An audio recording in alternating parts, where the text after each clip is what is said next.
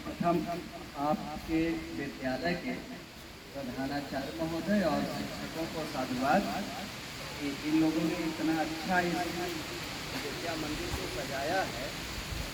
अवश्य विद्या मंदिर को इतना अच्छा सजाया है और संवारा है। बच्चों की जो स्थिति होती है वह फूल की तरह होती है। जैसे एक बगीचे में कई तरह के फूल होते हैं ना, कोई गुलाबी रंग का है, कोई लाल है, कोई पीला है, सबके गुणवत्ता में अंतर होता है। ऐसे छात्रों में भी अंतर होता है।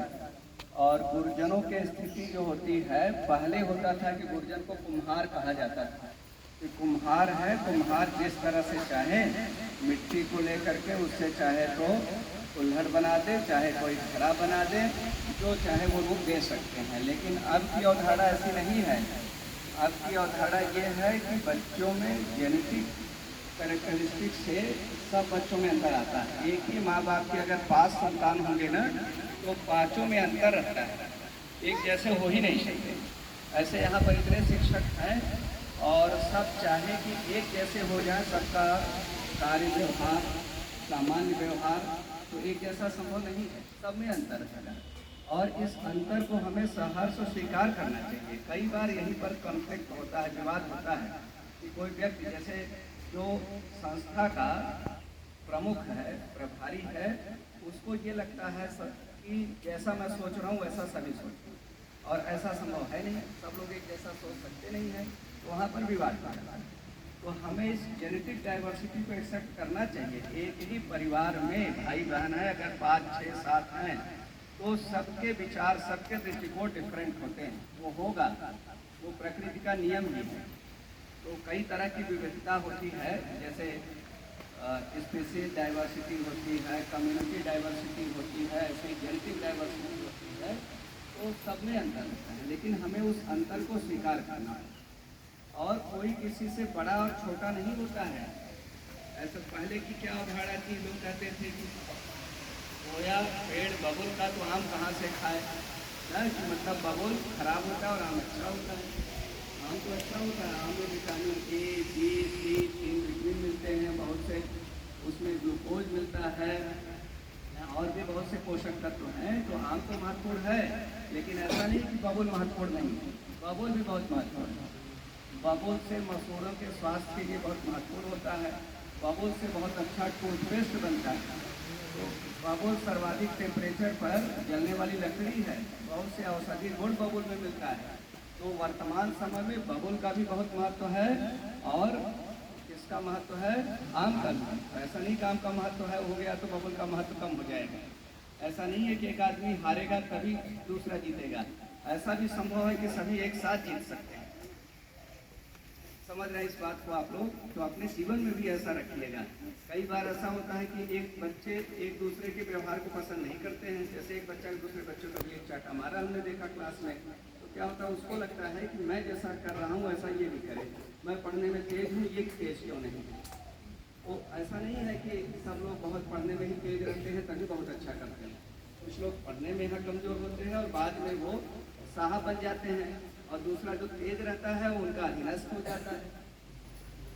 तो ऐसी भी स्थितियाँ आती हैं। तो हम आप लोगों को यही बताना चाह रहे थे कि आप लोग मेहनत से पढ़ाई करिए।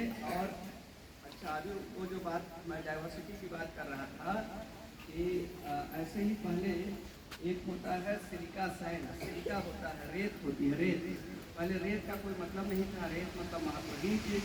आज रेत में ही एक सिलिकॉन तत्व होता है ना, SI का सिंबल होता है, वो सिलिकॉन सेमीकंडक्टर तत्व 3 तरह के होते हैं। कक्षा 6, 7, 8 वाले जानते होंगे, या 8 वाले जानते होंगे ना, मेटल, नॉन मेटल और मेटलाइट। तो एक तरह का मेटलाइट होता है, उसको अर्धधातु भी कह देते हैं कुछ लोग, तो लेकिन मेटलाइट सही शब्द है। तो सिलिकॉन तत्व से क्या बनता है, कंप्यूटर की चिप्स बनती है, और वो कंप्यूटर चिप्स में ही पूरा कितना ज्ञान विज्ञान की सब मेमोरी होती है। पहले हम लोग जानते नहीं थे, हम लोग उसको यूजलेस समझते थे। ऐसे इस प्रकृति में बहुत सी वस्तुएं हैं जो बहुत महत्वपूर्ण होती हैं, हम नहीं जानते। और अमेरिका में कैलिफोर्निया। तो होता क्या है कि कौन सी चीज़ महत्वपूर्ण है, कौन सी महत्वहीन है, इसको भी बताने का कार्य कौन करता है? मानव मस्तिष्क करता है। इस प्रकृति का सबसे महत्वपूर्ण संसाधन कौन है? मानव मस्तिष्क। मानव है। और मानव में भी क्या सबसे महत्वपूर्ण है? इंसान की लंबाई, इंसान की चौड़ाई, इंसान का ये आप लोग 6, 7, 8 में पढ़ते हैं, बड़ा अट्रैक्ट पढ़ते हैं कि कौन हीरो कितना बॉडी बनाया है, यहाँ से मेजर करते हैं। हाँ? इसका महत्व नहीं है। महत्व किसका है? ब्रेन का, ह्यूमन ब्रेन का। और इसीलिए कद नापा जाता है कंधे के ऊपर से।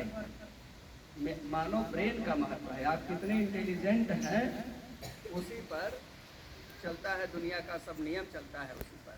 समझ रहे हैं ना? और अज्ञानता के लिए कोई भी एक्सक्यूज नहीं चलता है।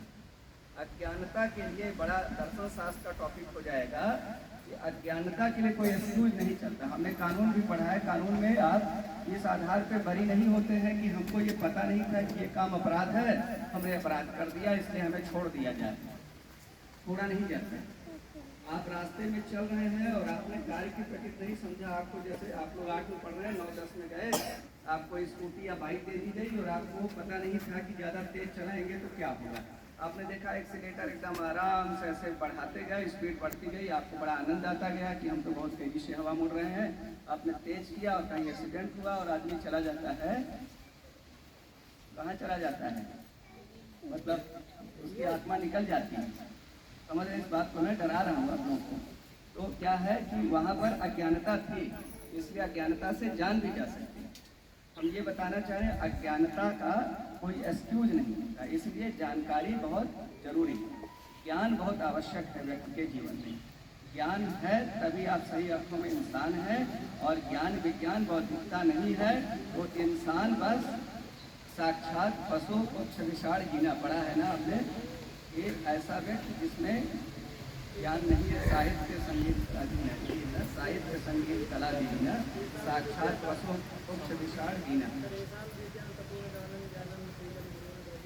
हाँ,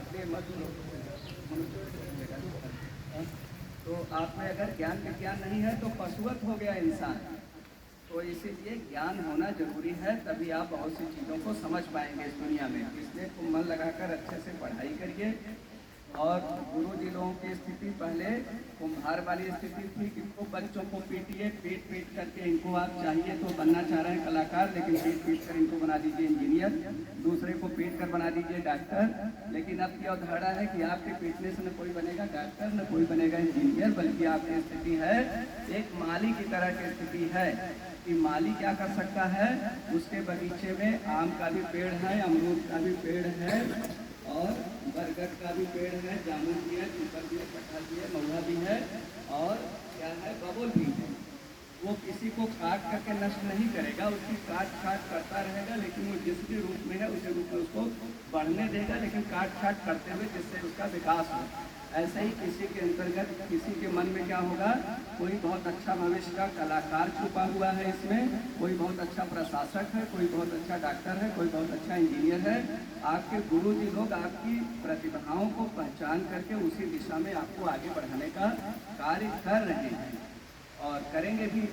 आप लोग अच्छे से पढ़िए और भविष्य में जो आप लोग मन में सोच रहे होंगे, अभी तो मन में आपका कुछ स्थिर नहीं रहना है। अभी तो आप देखते होंगे कि हाँ, एक ई रिक्शा चलाने वाला बड़ा अच्छा से उड़ के चला रहा है तो आपको लगेगा यार ई रिक्शा चलाने वाला बन जाऊँ क्या। फिर और बड़े होंगे, आप देखेंगे डॉक्टर दूसरे को बच्चा रो रहा है लेकिन फिर भी लगा दिया सुई ना, कहा कि पैंट उतारो, एकदम नीचे सुई लगा दिया। आपको लगा डॉक्टर बन जाऊँगा, बड़ा फ्री रहेगा, जिसको चाहूँ उसको सुई लगा दूंगा। फिर आपने देखा कि कहीं पुल बन रहा है, वहाँ इंजीनियर साहब खड़े होकर बनवा रहे हैं तो आपको लगा इंजीनियर बनता बड़ा सही, देखिए इतने मजदूर लगा के काम करवाता। तो ऐसे ही अभी आप लोग कम से कम ग्रेजुएशन तक तो 18-19 साल तक आज की स्थिति ऐसी हो गई है कि अब तो हमें लगता है 18-19 नहीं 15-16 में ही बच्चे समझदार हो जा रहे हैं। हम लोग तो 20-22 में भी नहीं समझ पाए थे कि हमको क्या बनना है, IAS बनना है, KCS बनना है कि हमको फार्मर बनना है।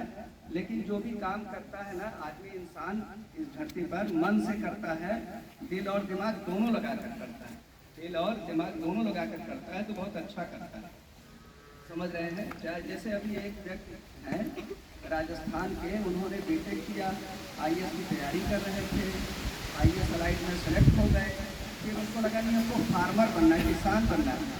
उनके पास काफ़ी ज़मीन थी, जाकर एलोवेरा की खेती करने लगे और एलोवेरा वो पतंजलि को सप्लाई करते हैं, कई करोड़ रुपये कमाने लगे। आईएएस में ईमानदारी से उतने पैसे न कमा पाते।